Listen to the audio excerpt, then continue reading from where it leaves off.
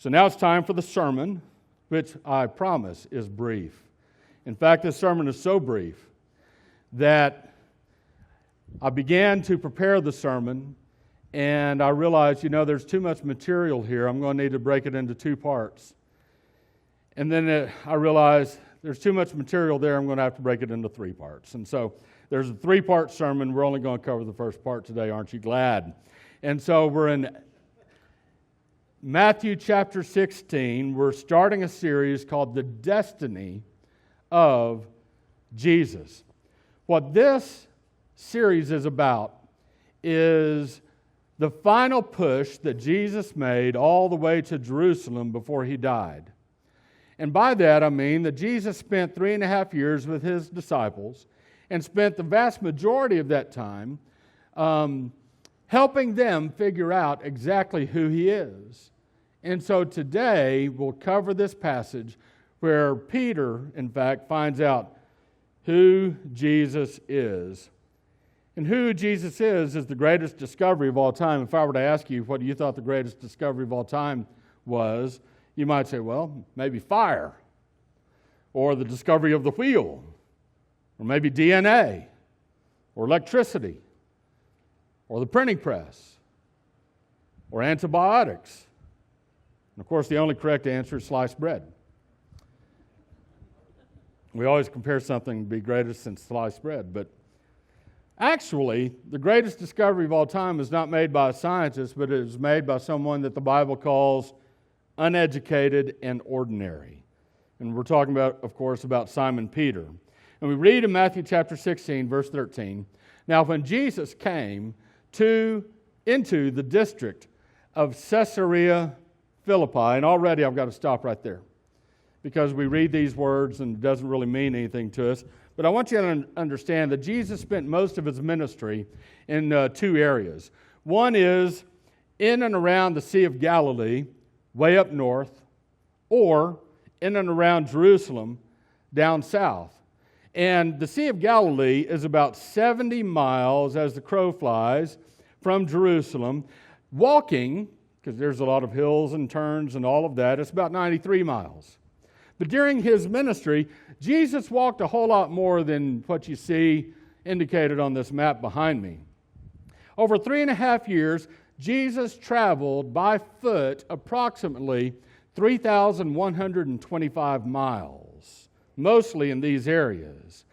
Now, at one point, rather late in his ministry, Jesus had just healed a blind man in Bethsaida, right on the north side of the Sea of Galilee. And then he took his disciples north, way north, into non-Jewish territory, into Gentile territory. And you might wonder, okay, well, why did he take them way up there? Couldn't he teach them whatever they needed to know somewhere closer? Somewhere where they already were? Well, Jesus went to Caesarea Philippi because that's where the gates of hell are. Let me explain. Near Caesarea Philippi, there was, and there still exists to this day, a huge rock edifice about 100 feet high. And within that edifice is a large indentation that sometimes fills up with rainwater that seeps in through the rock. In ancient times, the bottom of that cave, when it was not filled up with water, was practically inaccessible, and it led to the idea that developed over centuries of time that this must be a bottomless pit that enters right into Hades, the realm of the dead. In Old Testament times, Israel's neighbors would worship the false god Baal there. In the New Testament times, Gentiles would worship multiple false gods there. They believed that the fertility gods lived in the underworld during winter. And so the Gentiles had 7 different temples located there at this edifice.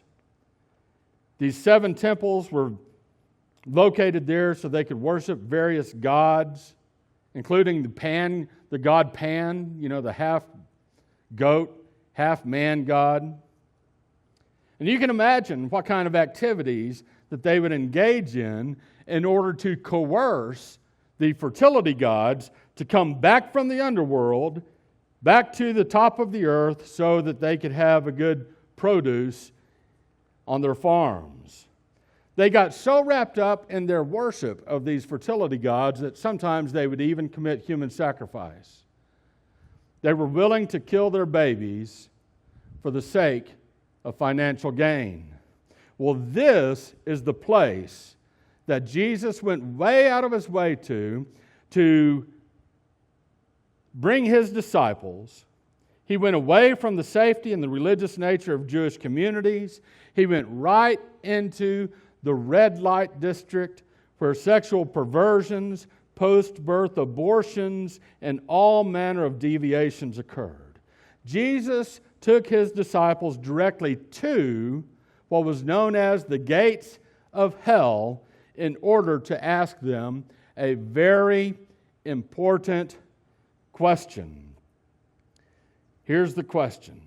He was asking his disciples, saying, "Who do people say that the Son of Man is?"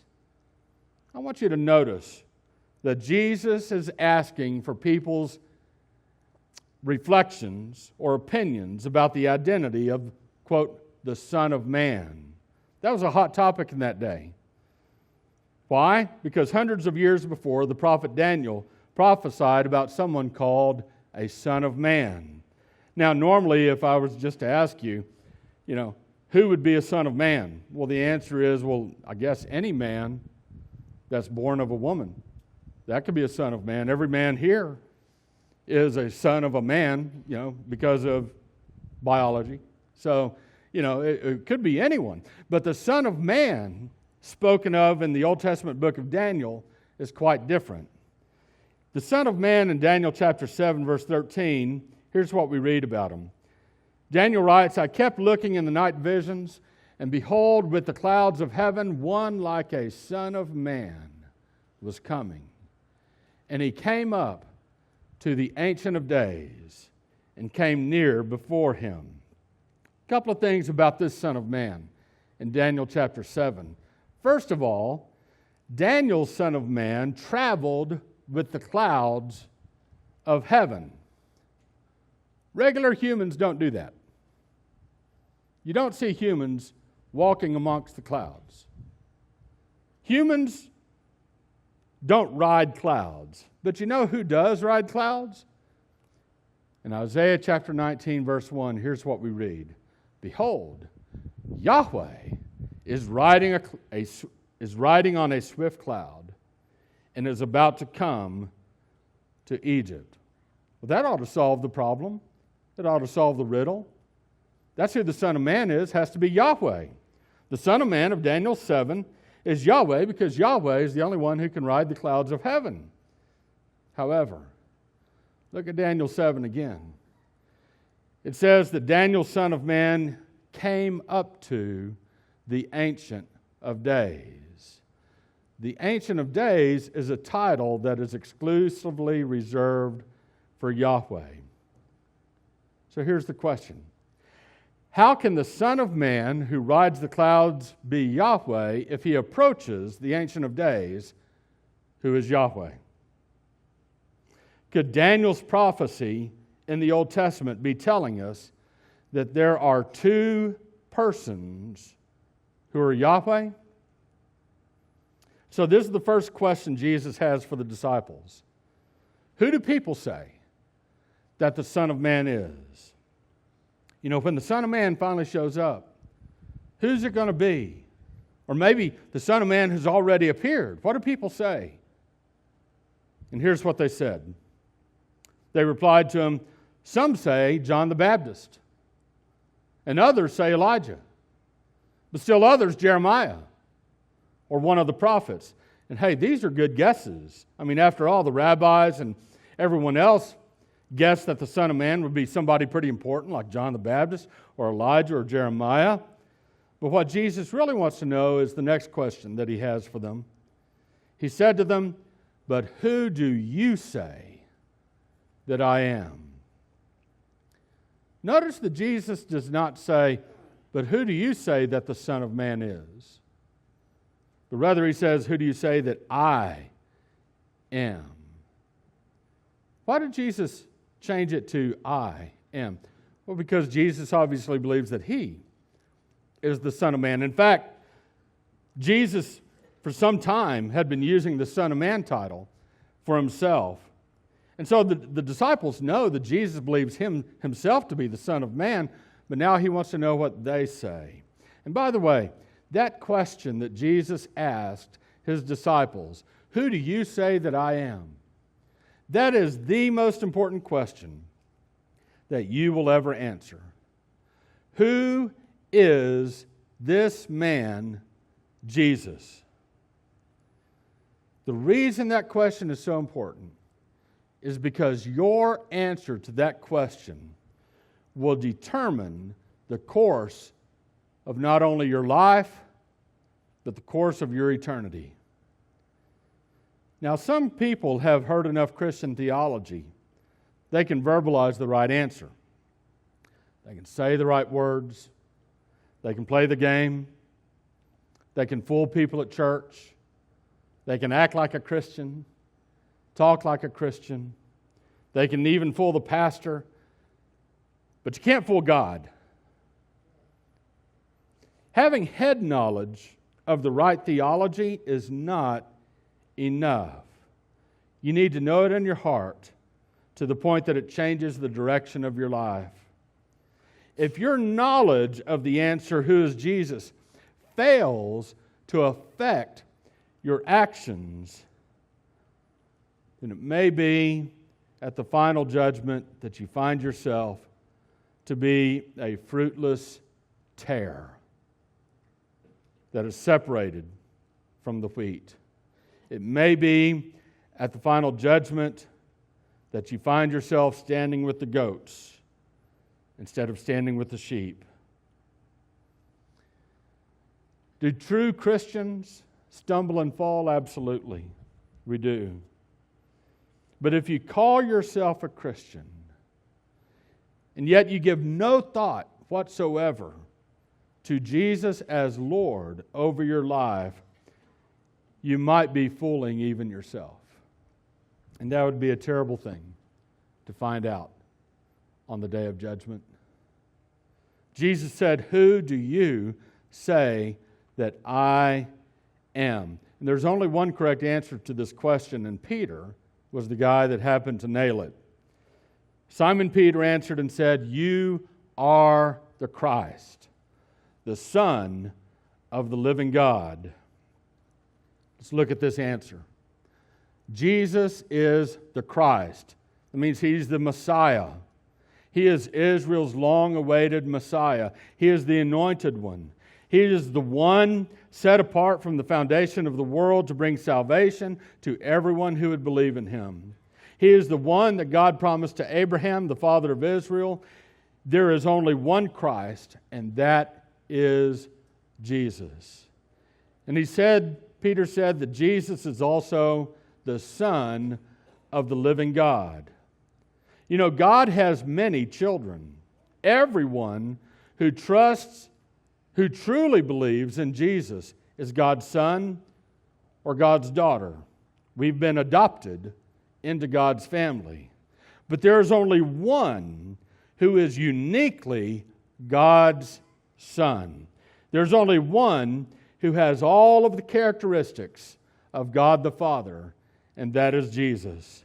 In Hebrews chapter 1, verse 3, we read about this. Jesus is the radiance of God's glory and the exact representation of his nature. And he upholds all things by the word of his power, who, having accomplished cleansing for sins, sat down at the right hand of the Majesty on high. John tells us about Jesus. In the beginning was the Word, and the Word was with God, and the Word was God. He was in the beginning with God. All things came into being through him, and apart from him, nothing came into being that has come into being. In him was life, and the life was the light of men. That's who Jesus is. He is the Christ. He is the Son of the living God. If you truly believe this, you will be saved, and the Holy Spirit will give you a desire to follow Him. Peter may not have fully understood what Jesus being the Messiah meant, but he saw enough of it. He caught enough of a glimpse of it to say it out loud. I would ask you today, what would be the answer that you would give God to that question? Who is Jesus? If you make this discovery, the same discovery that Peter made, this will be the greatest discovery of your life.